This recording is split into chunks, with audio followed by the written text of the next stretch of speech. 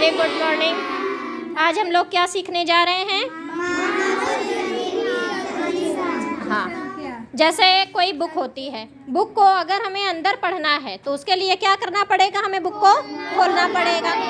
तो उसी तरह से हमें अपने पेट से लेकर के पीठ तक के बीच में ऐसी क्या क्या चीज़ें हैं जो हमारे शरीर को पूरा कार्य करवाती हैं, या जो जो चीज़ें हम शरीर द्वारा करते हैं, तो उसके लिए हमें अपने शरीर के पूरे अंदर के भाग को देखना होगा। ठीक है, तो सबसे पहले बाहर के भाग को समझिए।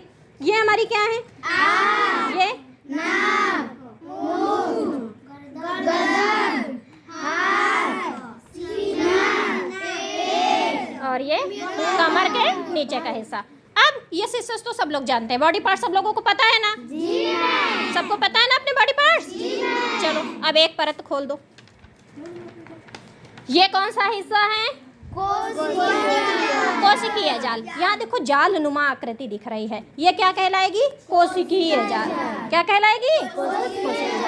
ये हमारी कोशिकाएं हैं, गुच्छे गुच्छे गुच्छे जैसी दिख रही हैं चारों तरफ। ये पूरे शरीर में फैली होती हैं। ठीक है, देखो मस्तिष्क से लेकर के ये नीचे एड़ी तक ये आकृतियाँ फैली होती हैं। यहाँ देखो कुछ मोटी आकृतियाँ दिख रही हैं, कुछ पतली आकृतियाँ दिख रही हैं, कुछ लाल आकृतियाँ दिख रही हैं, कुछ नीली आकृतियाँ दिख रही हैं। इनमें क्या अंतर है बताओ? नीली आकृतियाँ क्यों हैं? ठीक, बहुत अच्छे। इनमें जो अशुद्ध ब्लड है वो रहता है, और जो लाल आकृतियाँ हैं उनमें क्या है? Very good. जो लाल वाली है इनमें साफ ब्लड रहता है, और जो नीली वाली है उनमें इनको हम कहते हैं शिरा, नीली वाली को, और लाल वाली को क्या कहेंगे? धमनी। धमनी कहेंगे, लाल वाली को कहेंगे धमनी, और नीली वाली को कहेंगे शिरा। तो इतना समझ में आया? यहाँ पर देखो एक बंच जैसा दिख रहा है। जैसे हमने बताया कि पानी की सप्लाई कहाँ से होती है? टंकी से होती है। तो जब हम टंकी से पानी की सप्लाई जगह जगह करते हैं तो हम हर जगह पानी प्राप्त कर सकते हैं। उसी तरह से ये है ब्लड का एक टंकी, समझ लो। यहाँ पर यहाँ से ब्लड, ये जो नीली वाली है इनमें से ब्लड यहाँ जा कर के गंदा खून सप्लाई करता है, और फिर यहाँ से वो साफ़ होकर के बाहर कैसे आता है वो अभी हम अंदर समझेंगे।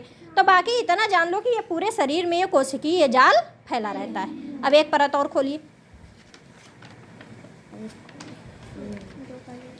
ये भाग जो है हमारा, ये है वसीय ऊतक।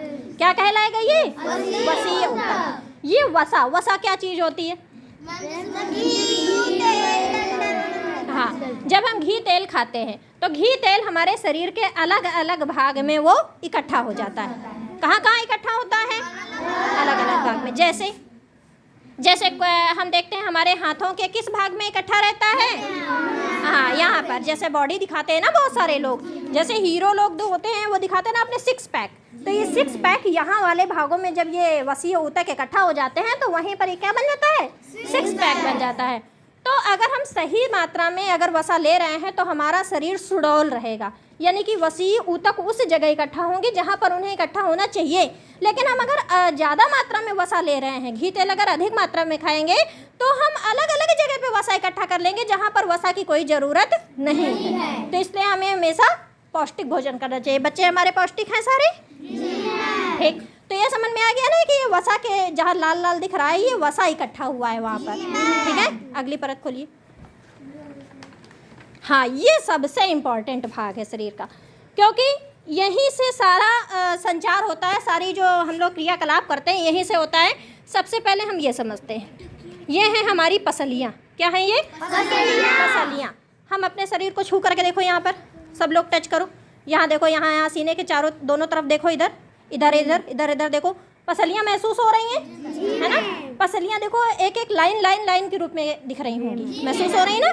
तो ये देखो, ये जो लाइन बनी हुई है इसी रूप में पसलियाँ हमारी अंदर हैं। यहाँ पर पसलियाँ क्यों होती हैं? कौन बताएगा? बहुत अच्छा, क्लैप करो आकांक्षा के लिए। जैसे पिंजड़े में जो जंगली जीव होते हैं वो सुरक्षित रहते हैं। जी मैम। क्यों मोहित? रहते हैं सुरक्षित।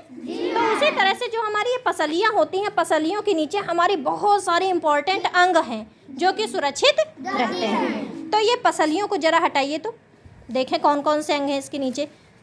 सबसे पहला अंग आता है ये हमारा फेफड़ा। ये हमारा फेफड़ा है, इसको ऐसे पकड़ो एक लोग, ये हमारा फेफड़ा है। फेफड़े का क्या काम होता है? फेफड़े का सांस लेना। क्या काम होता है? सांस लेना। Very good. फेफड़े का काम है सांस लेना। जब हम सांस नाक से लेते हैं तो नाक से जो हवा होती है, जो वायु हम लेते हैं सांस में, तो वो वायु कहाँ आती है? फेफड़ों के अंदर, दोनों तरफ होते हैं। ये जो रिब केज होता है, यानी कि ये जो पिंजड़ा होता है, इसके नीचे ये फेफड़े हो सुरक्षित होते हैं। ठीक, बहुत ही बेचारे नाजुक होते हैं। अगर ये रिब केज नहीं होगा तो ये फेफड़े क्या होंगे? इनको चोट पहुंच सकती है। अगर हम अचानक से गिर जाए तो चोट पहुंच सकती है। तो जब सांस लेते हैं तो फेफड़े क्या होते हैं? फूल जाते हैं। सांस लेकर देखो सभी, फूले सभी के फेफड़े? संजू, महसूस हुआ फूलते हुए? ठीक। और फिर जब हम सांस छोड़ेंगे, छोड़ो, पिचक जा रहे हैं। तो इस तरह से ये हमारे फेफड़े क्या करते हैं? फूलते पचकते रहते हैं, गुब्बारे के जैसे। जब सांस लोगे तो फूल जाएंगे और सांस छोड़ोगे तो पिचक जाएंगे। इसके अंदर हम देखेंगे फेफड़ों के अंदर देखो, ये है आंतरिक फेफड़ा, यानी कि फेफड़ों के अंदर का ये भाग है। जब हम यहाँ से सांस लिए तो यहाँ पर वायु आकर के दोनों तरफ इकट्ठा हो गई। फिर ये वायु को क्या करते हैं? वायु से क्या खींच लेते हैं? शाबाश, ऑक्सीजन खींच लेते हैं। और बाकी जो वायु बचती है, यानी कि जो दूषित अंदर की वायु है, उसको भी उसी में मिक्स करके फिर धीरे से ये बाहर निकाल देते हैं। ये क्रिया निरंतर चलती रहती है। हम सो भी रहे होते हैं तब भी फेफड़े हमारे क्या करते रहते हैं? सांस लेते रहते हैं। ठीक, थोड़ी धीमे लेते हैं लेकिन सांस लेते रहते हैं। तो इसमें हमेशा निरंतर यही क्रिया चलती है कि इनको वायु लेना है, वायु से ऑक्सीजन खींच करके शरीर के ब्लड में सप्लाई कर देनी है, और बाकी जो बचता है अशुद्ध चीज़ें उनको बाहर फेंक देते हैं। इसको पकड़ो, इसको, ये क्या है? पित्ताशय। क्या है ये? इसका क्या काम होता है? हाँ, पित्ताशय में पित्त भरा रहता है। कभी कभी देखते हो सुबह सुबह हमारा जी मिचलाने लगता है, तो अगर हम उल्टी किए बात से मुँह, तो क्या होता है? कुछ ग्रीन कलर का, लाइट ग्रीन या लाइट ब्लू कलर का कुछ पार्ट्स निकलता है अंदर से। वो पार्ट क्या होता है? पित्त होता है। ठीक, उस भाग के शरीर में आवश्यकता ये है कि ये थोड़ी सी मात्रा में, चींटी का जितना बड़ा मुंह होता है उतनी मात्रा में आवश्यक होता है शरीर के लिए भोजन को पचाने में। ठीक, अधिक मात्रा में जरूरी नहीं है, अधिक मात्रा में नुकसान करने लगता है। फिर ये हाँ, जहर के बराबर हो जाता है, फिर नुकसान करता है। तो इसका काम समझ गए, ये पित्ताशय है, पित्त की थैली है ये। इसको ऐसे पकड़ लो। ये है हमारा हृदय। इसका क्या काम होता है? जब हमने शुरू में बताया था, वो जो गुच्छे वाली आकृति जो दिखाई थी, वो इससे संबंध रखती है। ये मेन हमारा सोर्स होता है। बच्चे की सबसे पहले शरीर में यही संरचना बनती है। तो ये है हृदय। हृदय हमारा काम करता है ब्लड के लिए सर्कुलेशन का, यानी कि ब्लड जो गंदा खून है वो इसमें आता है, फिर हृदय उसको साफ करता है, साफ करके पुनः उसको पूरे शरीर में सप्लाई कर देता है। क्या करता है हृदय? सप्लाई कर देता है। अब हृदय के अंदर देखते हैं क्या है।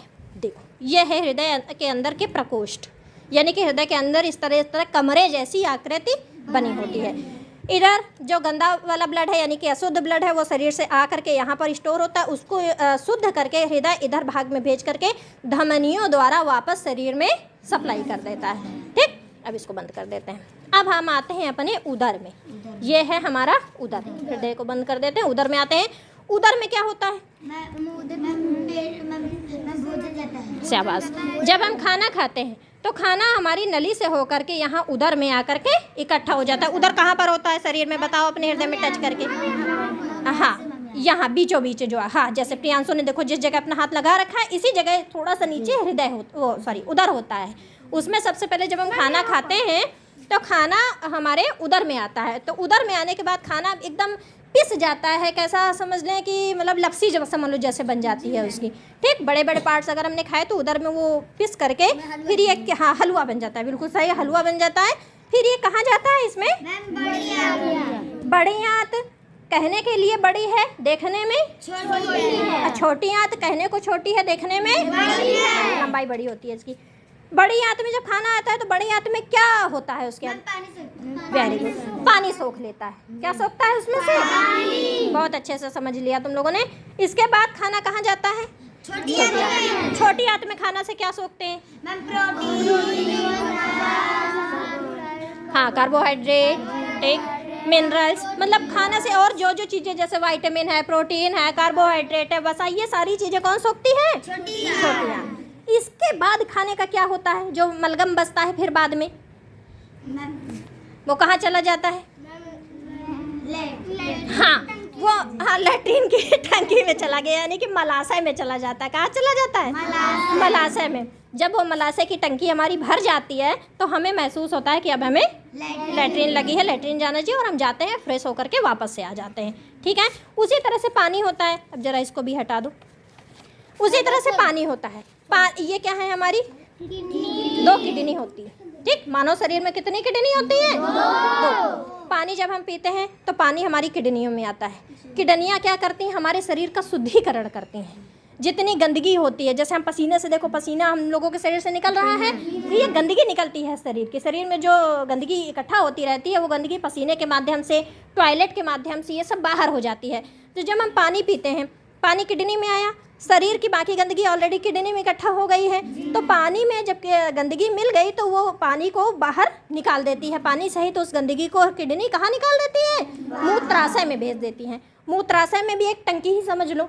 वो जब टंकी भर जाती है तो हमें टॉयलेट फील होती है। फिर हम कहाँ चले जाते हैं? टॉयलेट करने, और इसके बाद वो टंकी खाली हो जाती है और हमारा शरीर भी एकदम फ्रेश हो जाता है। तो समझ में आ गई ये सारी चीज़ें। इसके बाद ये नीचे का हिस्सा जो दिख रहा है, ये हिस्सा कहाँ होता है? पीठ में। मेरु रज्जु जिसको कहते हैं, मेरु रज्जु। ये ऊपर गर्दन से लेकर के पूरी नीचे तक होती है, और ये देखो टुकड़ों टुकड़ों में डिवाइडेड रहती है। आपस में ये जंजीर जैसी उससे कसी रहती है, और उसमें बीच में चिकना पदार्थ रहता है ताकि हम हिल डुल सकें, डांस कर सकें, है ना। तो इस तरह से हमारी ये मानव संरचना होती है। अब आ जाते हैं, हाँ ये पूरा पीठ में रहता है। नहीं, वहाँ तो रहती है, अलग आकृति है वो, ये केवल पीठ का दिखा रहे हैं हम, आगे पेट से लेकर के पीठ तक का। आ जाओ, ये चेहरा है हमारा। क्या है ये? चेहरा। चेहरे में जो मांस दिख रहा है सभी के, बड़े सुंदर सुंदर सब लोग दिख रहे हो ना। अगर सबका मांस हटा दिया जाए तो सब लोग ऐसे दिखेंगे। ठीक, सबके ऐसे बड़े बड़े दांत दिखेंगे, ऐसी नाक की जगह ऐसे छेद दिखेगा, आंखों की जगह इतने बड़े बड़े छेद दिखेंगे। फिर कोई सुंदर नहीं दिखेगा, है ना। न कोई गोरा दिखेगा, न कोई काला दिखेगा, सब लोग एक जैसे ऐसे ही 2-3 ठो छेद लेकर के घूमते रहेंगे। हाँ सफ़ेद, हाँ वही हड्डियाँ दिखेंगी सफ़ेद सफ़ेद, इतने बड़े बड़े ये जबड़े दिखेंगे। तो इस आकृति को जब हम हटाएंगे ऐसे, ये देखो हमने बताया था मेरु रज्जु पूरी ऊपर से नीचे तक, ये पूरा मस्तिष्क को कंट्रोल करती है जा करके। ये हमारा है मस्तिष्क। क्या है ये? मस्तिष्क। मस्तिष्क क्या काम करता है बताओ? मस्तिष्क का ही तो सबसे इम्पोर्टेंट काम। हमने इसको चिकोटी काटा, महसूस हुआ? कैसे महसूस हुआ? मस्तिष्क से। मस्तिष्क ने इसको बताया कि अरे किसी ने चिकोटी काटी, और इसने जान लिया कि किस तरफ से चिकोटी काटी गई। हमने इधर से चिकोटी काटी, इसने उधर तो नहीं देखा, इधर ही देखा, है ना। तो इसलिए मस्तिष्क ऐसी मतलब भाग होता है जो पूरे शरीर को हमारे कंट्रोल करता है। हमारा कोई पैर में अगर चोट पहुंच गई या कहीं भी, मस्तिष्क तुरंत इशारा देगा, देखो पैर में तुम्हारे क्या हो गया, चोट पहुंच गई है। तो हमारी आंखें तुरंत देखेंगी पैर की तरफ। मस्तिष्क संकेत देगा हाथों को कि तुरंत उसको रोको, चींटी अगर काट रहे तो चींटी को हटाओ अपने पैर से, है ना। तो ये सारे काम कहाँ से होते हैं? मस्तिष्क से। अगर हम मस्तिष्क को शरीर से हटा दें, फिर हम चाहे शरीर को काट दें, कोई फर्क ही नहीं पड़ेगा, क्योंकि मस्तिष्क ही नहीं रहेगा तो हमारे शरीर को कोई फर्क उसके बाद नहीं पड़ेगा। सभी को समझ में आ गया शरीर के बारे में? अब क्लैप करो अपने लिए जरा सभी लोग।